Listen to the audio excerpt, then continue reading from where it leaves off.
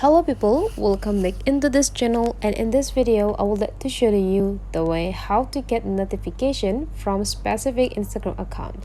So the thing that you have to do now is just go open your Instagram application and make sure you're signed in with the account that you want to use. And whenever you're already done, and then you just need to find which account that you want to get notification from.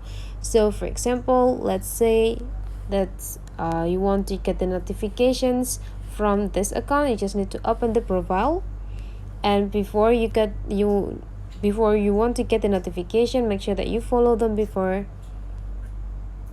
And after that, you just need to go take a look on this upper here. Whenever you follow it, there will be pop up here these bell symbols, and you just need to go click it.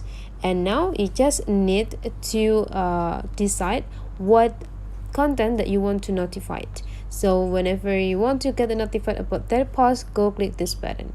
And then whenever this account uploading the post, so there will be pop-up the notification on your phone.